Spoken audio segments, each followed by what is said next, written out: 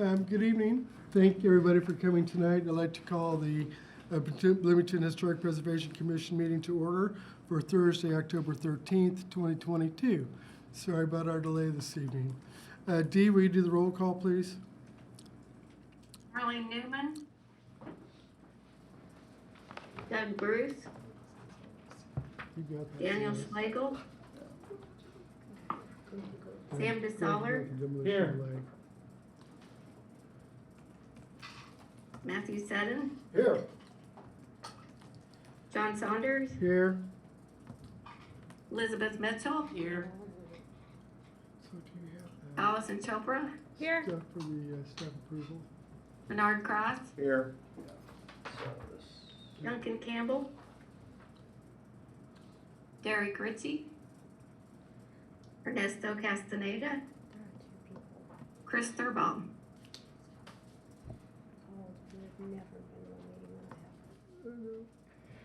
Okay, so we do have quorum, given Great. 5 folks Thank are here you. in person, so. So Brent, you want to cover staff approval for COA 22-75? 11:06. Oh, I'm sorry. Thank you, Sam. And moving along, Elizabeth has to leave early tonight. Apologize. So I need a motion to approve the minutes from our last I would meeting. approve them with the caveat that I was actually present at the last meeting, or make a move to approve them. I'll second it. Dee, do the roll call with the amendment that Sam was at the last meeting. Okay. Sam DeSaller. Yes. Matthew Sutton. Abstain. John Saunders. Yes. Elizabeth Mitchell. Yes. Allison Chopra. Yes. Bernard Cross. Yes. Motion carries. Thank you, Dee. Okay, Brent, it's your turn. Okay, thank you very much. So the first agenda item is a staff approval. It's COA 22-75. It is 1107 East First Street, petitioner Hannah Brown from Cornet Roofing. And the rating is notable. It is in the Elm Heights Historic District, and the request is for a new roof and flashing. I can read here the staff approval notes are the new roofing and flashing complies with the Elm Heights Historic District guidelines, and the flashing will be reconfigured slightly and be more visible than before. However, the changes were necessitated in order to better protect the roof from future water damage.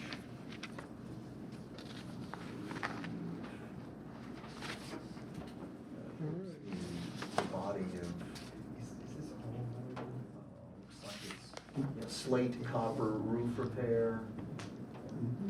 Materials slate and copper. Here's the location here. That's obviously what they're looking to replace. Okay. All right. All right. Thank you, Brent. Okay. Let's move on to Commissioner Review. COA 22-72, 642 and 600 block of North Madison Street, Shires Brothers Furniture Complex, Local Historic District. We see the Kiln Collective with this. Very good. So Brent, you want to cover this? Sure, yeah. So this is the Kiln Collective petitioner here. It's the COA 22-71. As you've stated, 642, 600 block in North Madison. It is in the Showers Brothers Furniture Complex Local Historic District, and it's a resubmittal actually of COA 20-13 for restoration of the building and vertical expansion. The staff recommends approval. The COA application requests for the renewal of 20-13, which expired this year. There's additional clarification. The project will be done in 2 phases. The first phase of the project calls for rehabilitation of the first floor with alterations that open windows in the structure as well as provide the core structure for the additional stories. The provided renderings present an unobtrusive conceptualization of the core for expansion, which does not detract from the historic material. Then on to the second phase, which may or may not take place in the next 2 years, calls for construction of additional floors vertically according to the submitted plans. Members of the HPC have met with the petitioners, have provided a feasible alternative for the temporary phase 1 that would comply with the requirements of the HPC and the needs of the petitioners. All right, thank you, Brett. We have you guys back from our last meeting, is that correct, Sam? And what do we ask them for? We asked them to clarify what was going on the west, especially with the fenestration and where the materials were, and there were some differing opinions on what kind of fenestration was acceptable, but it was mainly a clarification of what the materials were, where they were going, that sort of thing. And I'm sorry, Gloria's not with us this evening. So Alex, can you fill us in if we got all the information now? Well, I can, so I think what the issue was that there's, if everybody recalls, there's a projected second floor. Right, First floor. yeah. There was some brickwork in the back in the original design. It was not deemed to be maybe appropriate or prudent to actually anticipate the brickwork at this time, and that so when the petitioner come previously, they had proposed temporary alternatives. My understanding is that there was a meeting between members of HPC, and that it seems like there's a interim and acceptable path forward, and so that's what's in front of you today. And we have certain members of Killen Collective here to answer questions. Were you at the meeting? Mm-hmm. Yeah, in fact, all three of us that are here. Okay. Right. So can we get an update on how that meeting went? Sure. I mean, we went on site, and they very helpfully sort of spray painted out the outline of where the new addition is going to go, and that was for me very helpful, especially with the grade changes that are proposed, and just sort of reinforcing the visual aspect of how present this western and northern elevation, how they're going to be. And so we talked about materials, where to start them, where to stop them, and just how to efficiently, if they do decide to go on to phase 2, or they're able to, because they'd like to, how to expedite that. So it was. I thought it was very, very helpful. They asked, they're not attached to having a window, but they did say that they would like to have a window in that space on the western elevation, and have provided 3 options. I think I told them at that meeting, this might get into little comments at this point, but I'd say keep it as simple as you can, especially if it's going to go away. And I also suggested that they bring or have samples of what they're going to use for materials, although they did that at the last one, and that's included in the packet. So I think it was.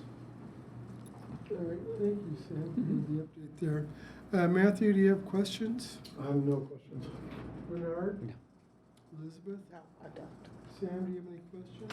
I have a couple of clarification questions. So the siding that's going to be used in the phase 1, that's not the standing seam, that's the flat stuff, right? Yes. Okay.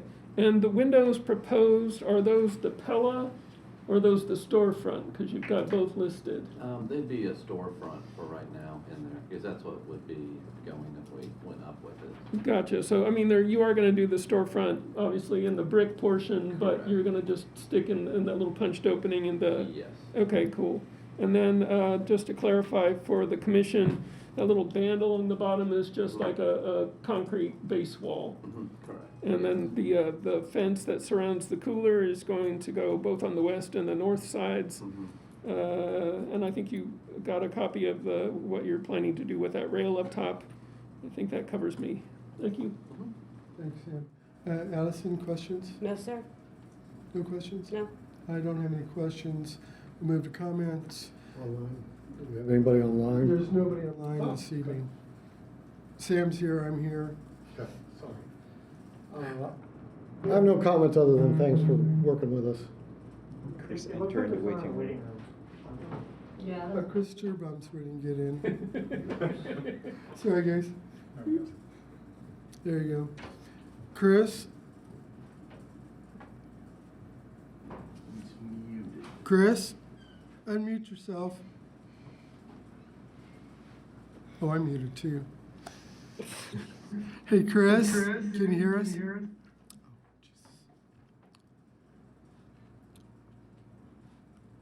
You don't need to. Mute yourself. I'm trying. Okay. My speakers are off.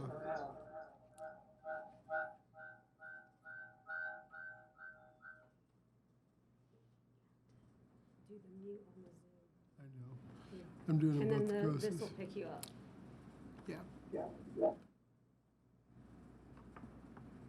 I think we got it covered now. All right. Chris, are you with us? Yes, I'm with you.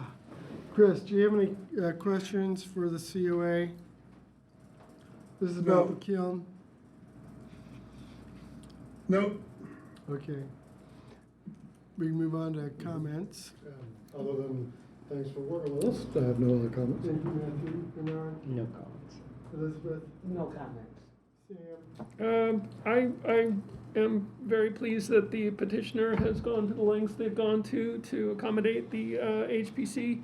And I would be very happy with either of the latter two options, especially which option is there. Hang on a sec, there we go. The one, the larger storefront one with the singular, I think Pushed that, up closer yeah, to the I think that, entry I think door. that sort of echoes what's going on in the rest of the kiln Okay. building. Yeah. So I'd encourage you to do option two if you, Yeah, that's fine. cool.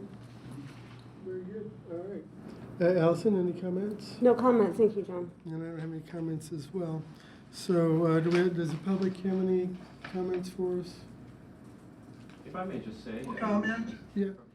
From a city perspective, we first of all really appreciate the collective, diving into this project and turning what is a tough building to, one that was, as I said earlier, never really intended for human habitation. It's something that hopefully has a new life and for another 100 years. And we really appreciate the HPC's involvement. I know there was a lot of constructive back and forth at the original design for the multi-story a couple of years ago, and we really appreciate you spending time on this interim solution, because I think it really has yielded a great outcome for both the building and the trades district, so we appreciate it. Thank you, Alex. And Chris, you had a comment?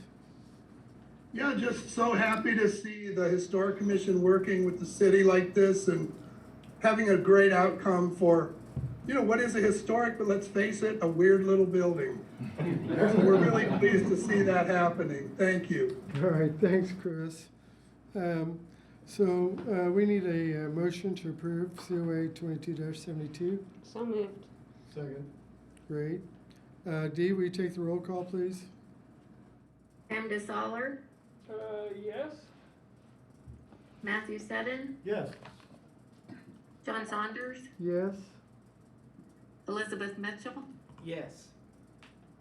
Allison Chopra, Yes. Bernard Cross. Yes.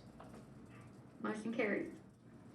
Thank you, Dee. Thank you, Alex. Thank you, Thanks for everybody. working with us. Appreciate it. All right. Let's, I was in court all day, I almost stood up for them. I need to ask you something. Let's move on to COA 22-76, 308 South Maple Street, Greater Prospect Hill Historic District. And our petitioners are with us this evening? Hello. All right, great. Brent, you want to give us the rundown? Yeah, thank you. As was said, it's 308 South Maple Street, 22-76. This is a 1860 Gothic revival. Rating is notable. A as was also said, Greater Prospect Hill Historic District, and the request is for a backyard picket fence. The guidelines for the historic district do not reference fencing. The staff recommends approval. The proposed picket fence would not obscure the front of the house or interrupt neighborhood patterning, and the proposed materials are appropriate. And the petitioners, looks like Kaylee St. Dennis and Jim Higgins. Yep. Great. Thank you. Mm-hmm. All right, let's, do you have anything to add to us, Doris? No. Nope, it's all good? All righty, sounds good. Matthew, you have any questions? I have no questions. Bernard, do you have any No. questions?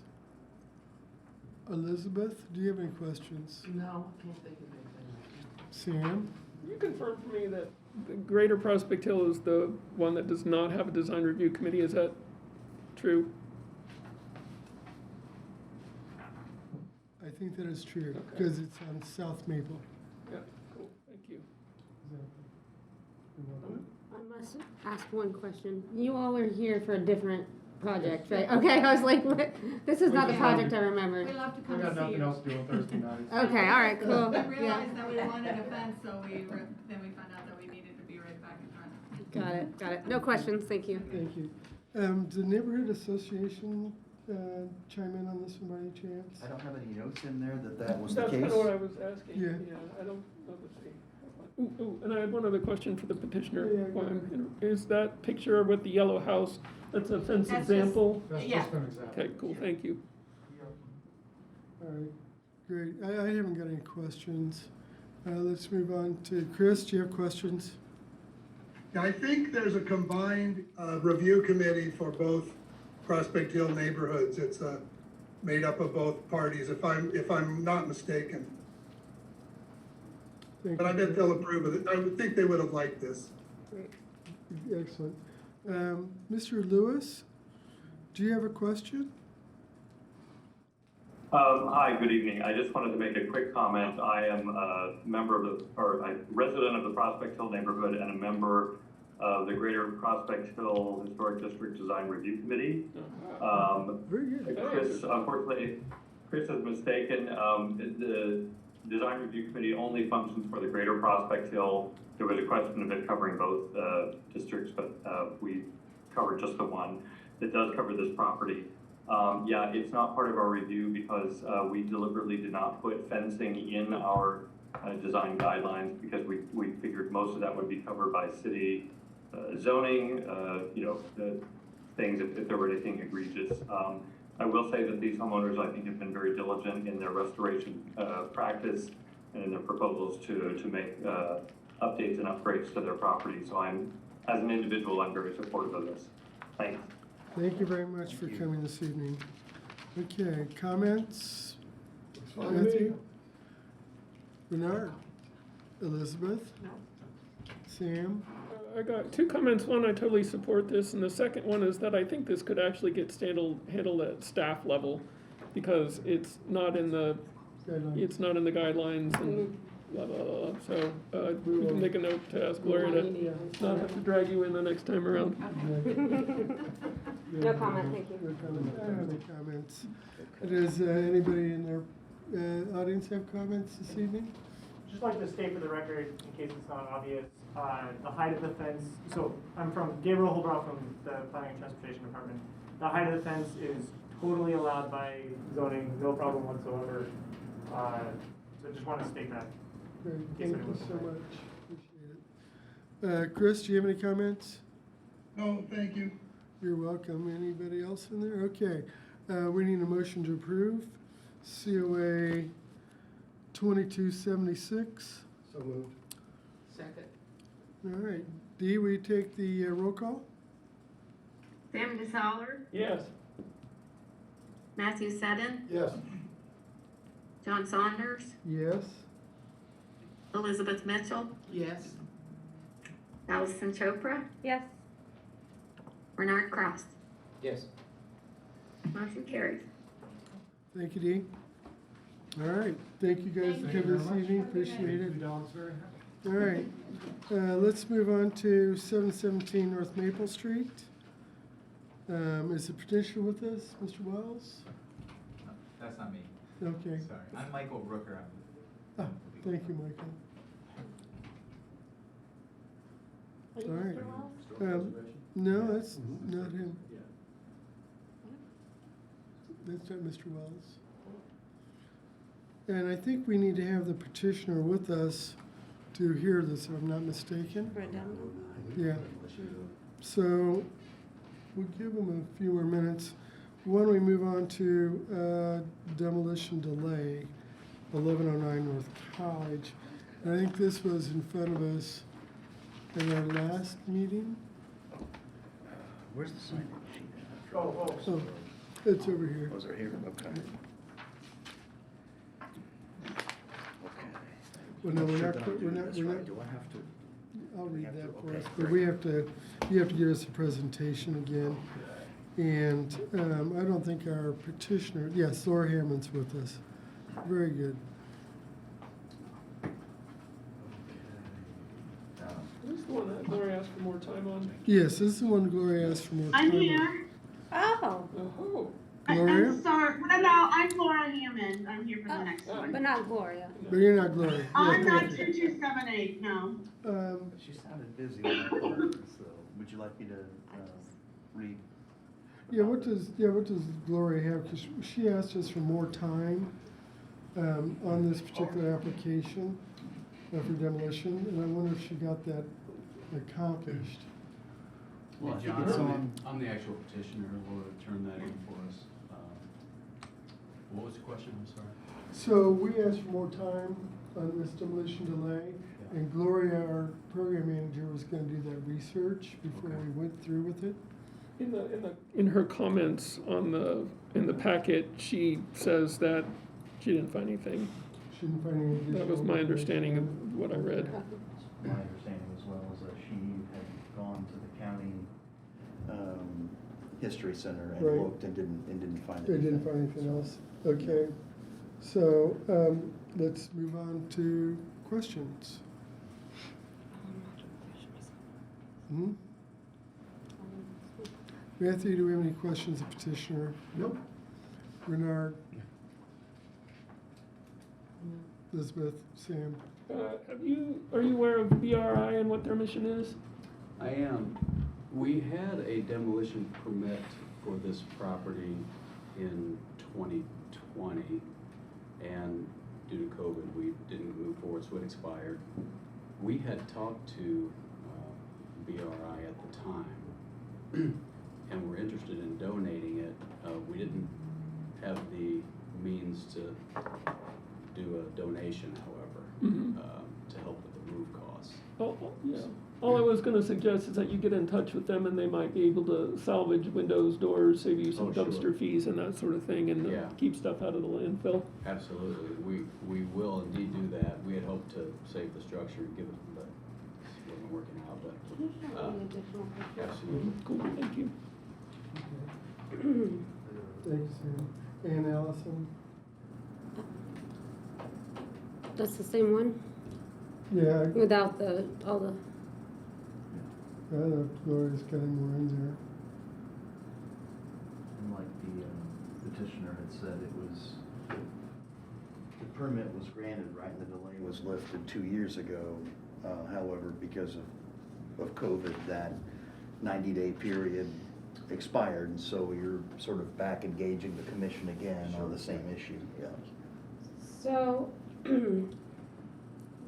does this home have a style?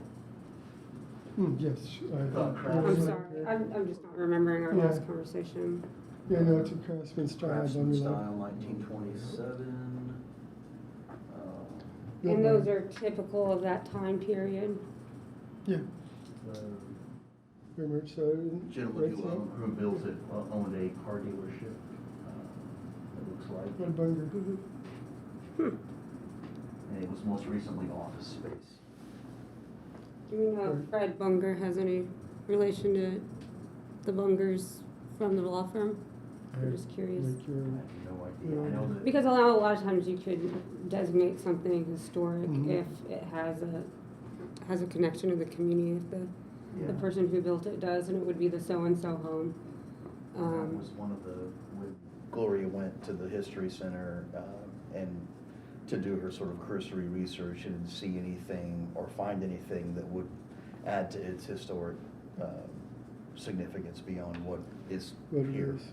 And it hasn't been modified to the point where it wouldn't be considered a bungalow typical of the 1920s Bloomington. It's contributing, so, well, it would be non-contributing if it was heavily modified on the exterior. Okay. To me, this is a historic building, and I do remember me being slightly confused about that last time. He's like, yes, you were confused.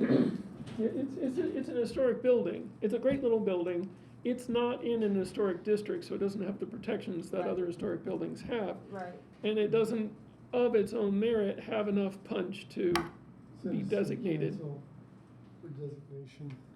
What's that? I said, if we were to deny it, then it would have to go to city council for designation as its own historic property. Right. I guess, I mean, Why tear it down? They want to build a apartment building. They want to Right. enhance it. so, Other than that, it's a good home. yeah, I mean, it's a perfectly good home, and it's inhabitable, obviously, if it could have been moved, and, I think it stands out on that strip of land as historic, just because that strip of land doesn't have homes like that any longer. I mean, so, I think maybe it wasn't historic back then, but I think it's historic now because, and it's more significant now than it was because of the way things have changed. If that makes sense. It does. Yeah. But we have two options. Right. Yeah. I'd really like to know. So Fred Bunger was a Car dealer.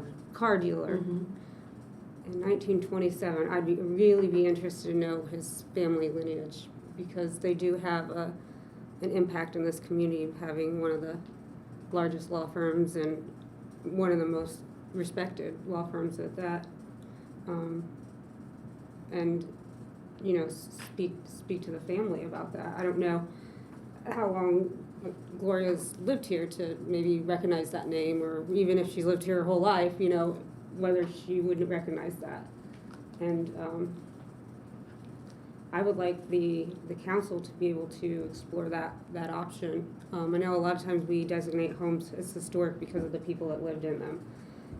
We have done that Yes, in the past. and I always make them they like to name them after the men, and I make them amend it for the men and the women. And I think those have been areas with other houses of equal stature. And so I would like Was- for the city council to be able to explore that through their council and so that would be one of our options, correct? It is. I'd like to send it to the council. All right. So I don't have any questions. And Chris, do you have any questions or comments? Yeah, I have two questions.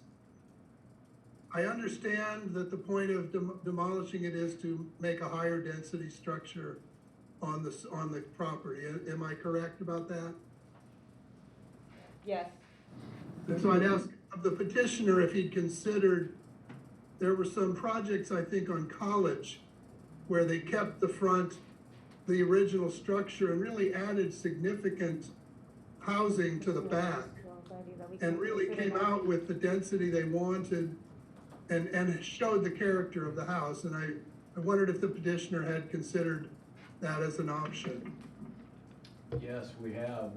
We've got some extensive pro forma and planning documents doing just that, Chris. We have trouble getting enough on the property with the 60% impervious surface rule to make it work financially, but we tried. very diligently to do that. The property also, it's not great structurally. It has some of the old limestone foundation. That was another problem with using this and renovating. It's also not in the original residential condition. Given that it was an office building for 25 years, there's only a half bathroom left. The other bathrooms have been converted to office, so it would pretty much be a rebuild. Yeah, that'd be my guess that you'd got it. Yeah. And add on, and did you discuss getting a variance for the lot coverage? And that's a possibility. No, we really haven't. With the new UDO, we wanted to get a by right project with 0 variances. You know, we all know the expense of doing variance requests, and we just chose not to go that route. When we received our demolition permit a couple of years ago, I think it was just this commission that approved it. It was not heard by the city council at that time, but. Okay. Yeah, I have a comment, but I'll save it. Thanks. All right. What about the 2 houses to the north? What's gonna happen with those? Are those part of your project area? No, we own just this parcel, Just that 0.21 acres, yeah. Okay. Just to the north, on the same side of the street, those are newer structures, well, newer being in the last 15 years or so.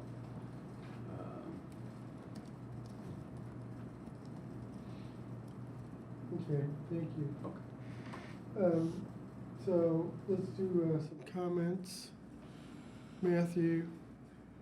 Oh, I admit it's a kind of classic craftsman style house and very good condition on the exterior, but I don't see anything that makes it stand out enough to me to recommend taking it to the city council. And I mean, that sounds like an interesting person owned a car dealership, but I don't think transformed Bloomington in any significant way. So I would be comfortable approving this as much as I'm ever comfortable knocking down a cute house. But there you have it. Thank you, Matthew. Bernard? Demolition before, I mean. Yeah. I defer to the wisdom of the previous commission. You know, I don't see anything that would lead me to go against their approval to demolish the last time, so. Okay, thank you, Bernard. Elizabeth? I kind of agree with Renard. I don't really feel comfortable about demolishing it.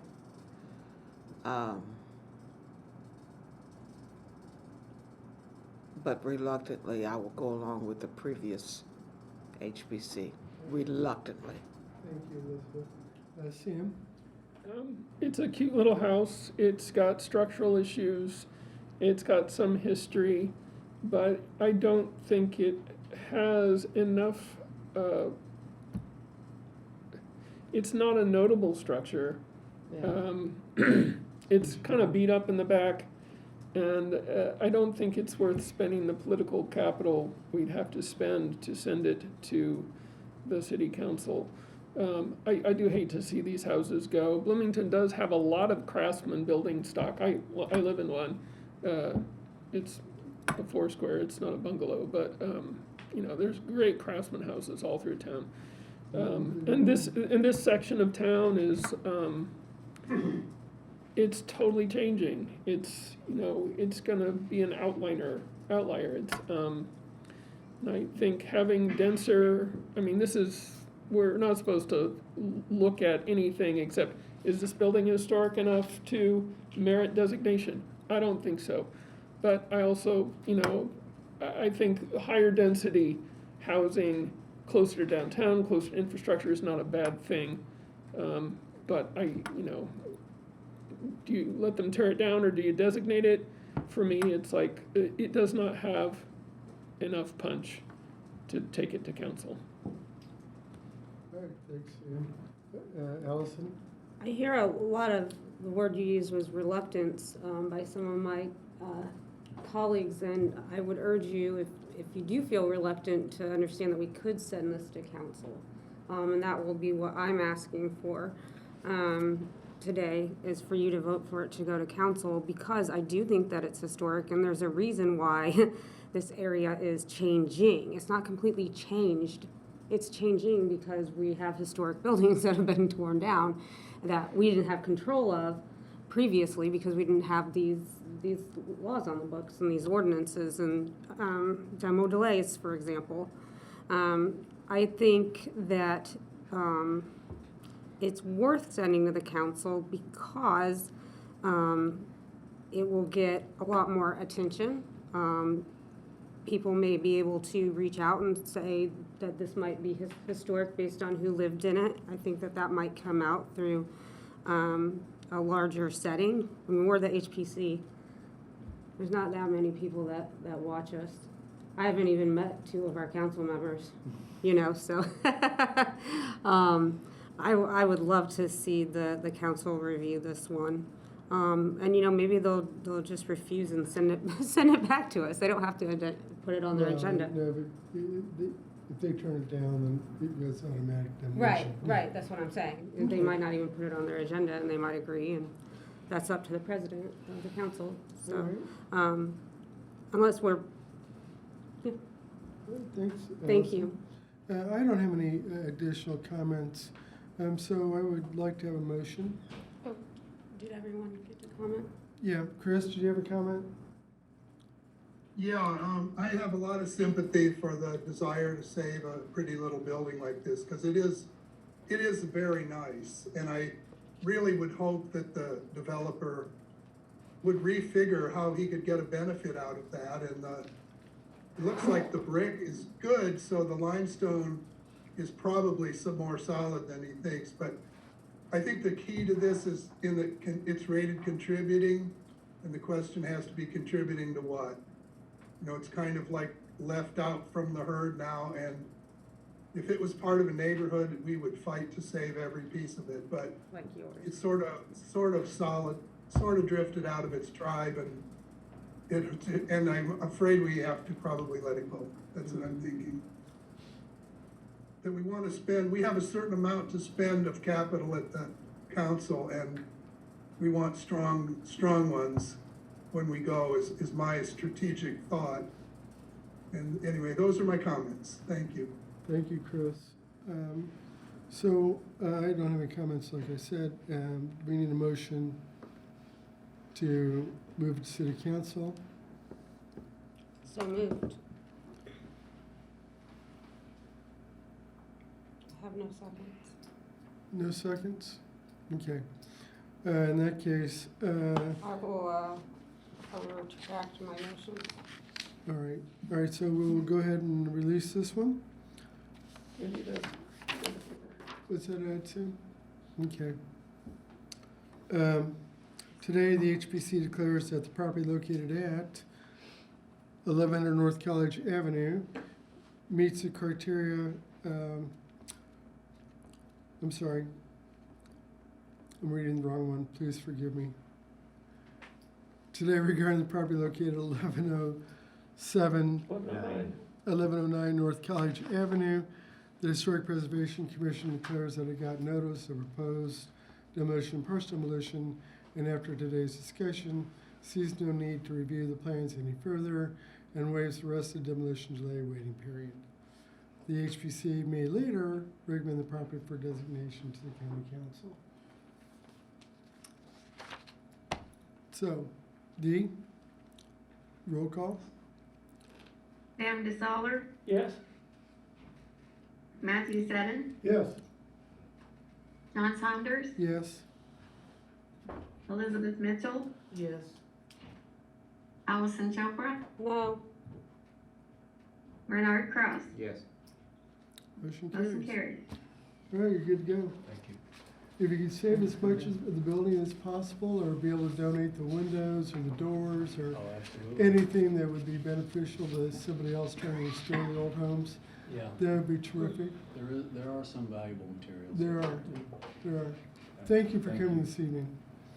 All right, do we have our petitioner, Mr. Wells, here?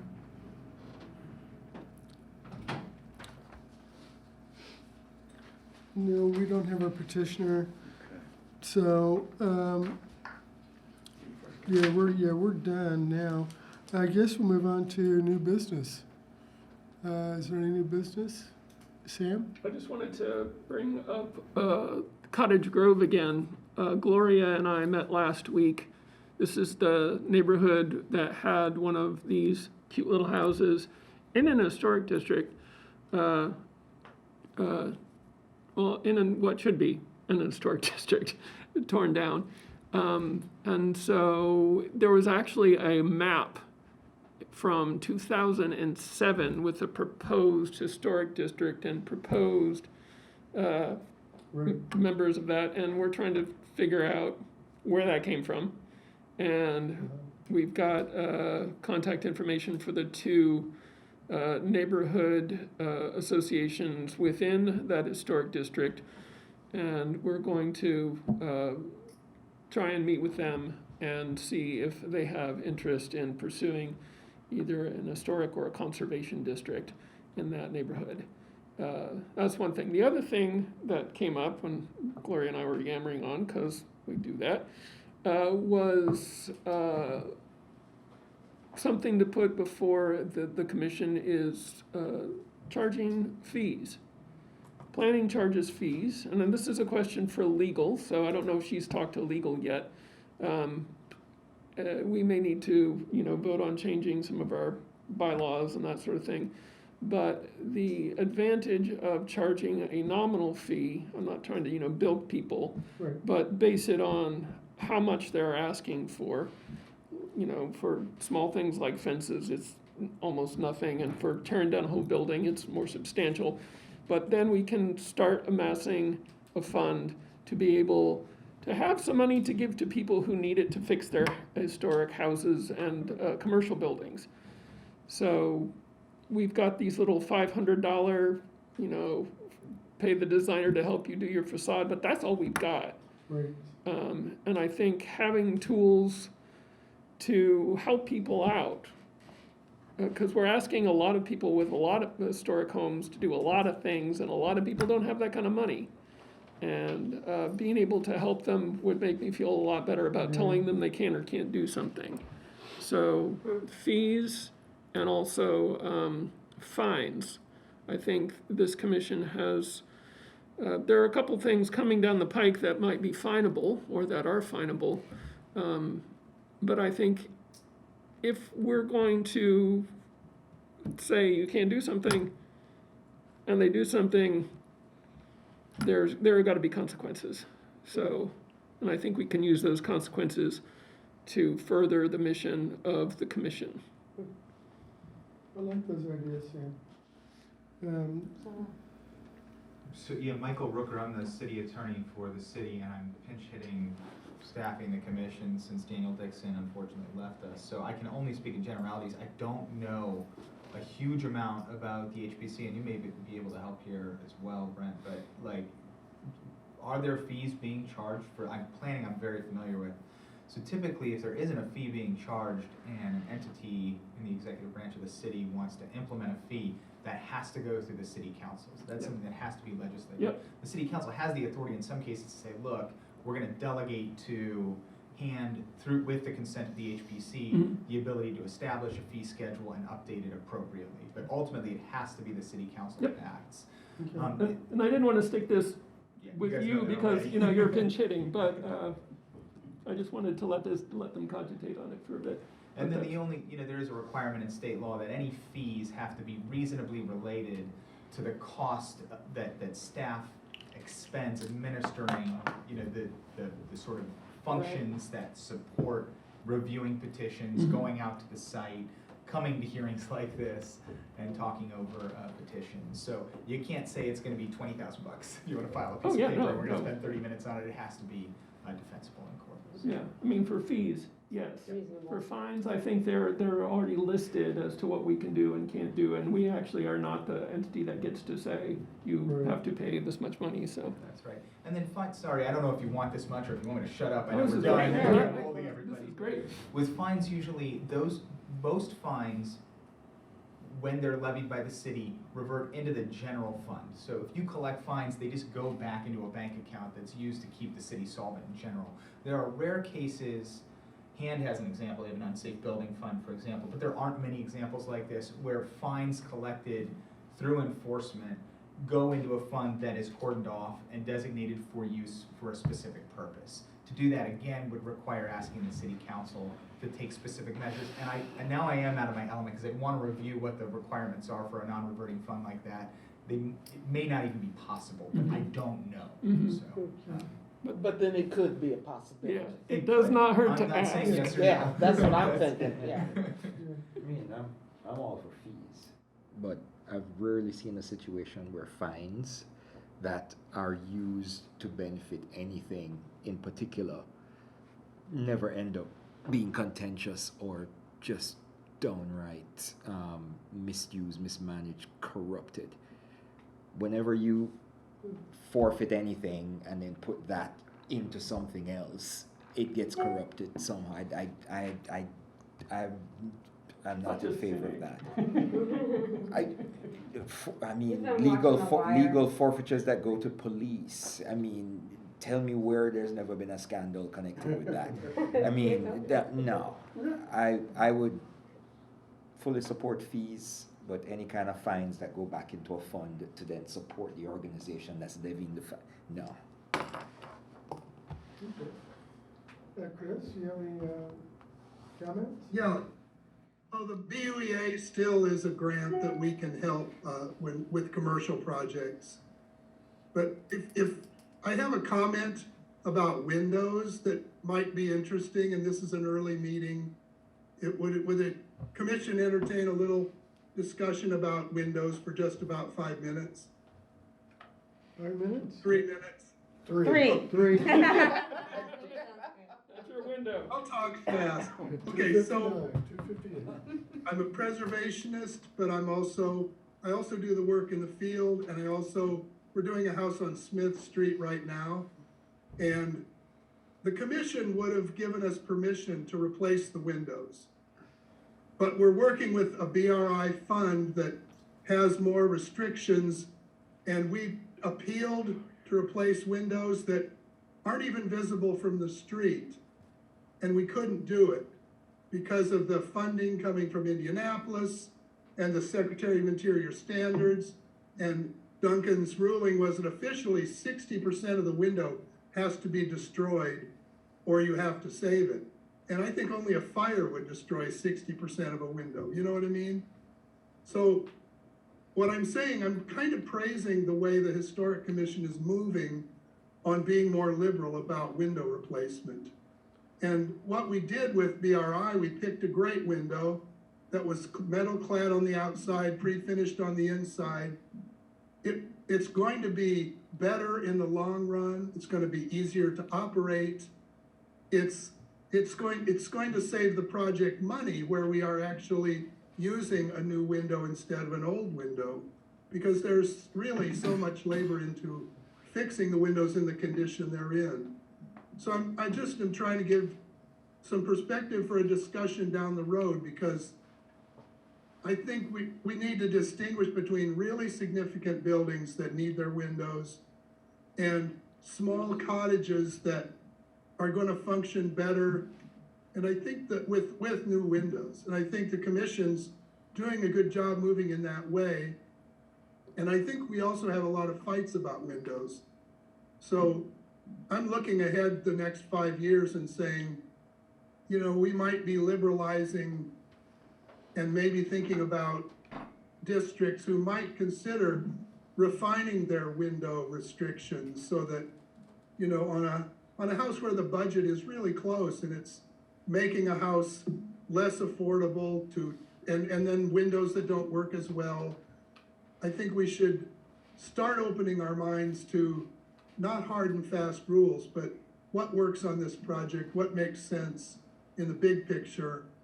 And there are obvious houses where saving those old windows makes tremendous sense and contributes to the importance of the structure. But then there are times when it just should be replaced. So just wanted to give you that little feedback because it's a question that's not going to go away. And I don't think it'll change on the national level. And I think we might, in our guidelines and in guiding neighborhoods in their guidelines, we can be more rational about how we interpret the windows. And I think we're moving in that direction. My 3 minutes are up. Thank you all. Thanks, Chris. Appreciate that. Any more new business to discuss this I evening? just have something I like. I Yes. don't know if any of you received an email from Indiana Landmarks. They have a launch party for Black Heritage Preservation Program, a new program, and it is October the 27th. It's a free event starting at 5:30, from 5:30 to 7:30, with refreshments and a jazz musician. And it's located at 1201 Central Avenue in Indianapolis on October the 27th. That's a Thursday. And the woman that's been appointed this position is the descendant of a black woman who sued for her freedom in Indiana and won. Her name is Eunice Trotter. Elizabeth, is that a meeting for us? Next week, no, remember, I told you I'm not gonna be here. Well, that's the 27th. Yeah, the 27th. Is that a meeting for us? That's our Yeah. meeting. That's Well, next then week. I won't be here. I'll be in Indianapolis. You're gonna have to Well, represent, so. I'm going to hear some jazz music. Thursday to Thursday is not true. I'm not coming here. All right, So it was Great. one of them. all right, great. Do we have any old business to cover this evening? Not from the hand department. Great. And any more commissioner comments? Well, I have never seen Dee. I've never seen her either. She's a voice, I feel like Charlie's Angels. I've just heard this voice on the phone. I don't know what she looks like. I move that Dee comes on Zoom, Yeah. one meeting, so we get to see who she is. If I see her in the supermarket, I can say hi. But not the next one, since I won't be So- here. All right. Well, Dee? What do you say?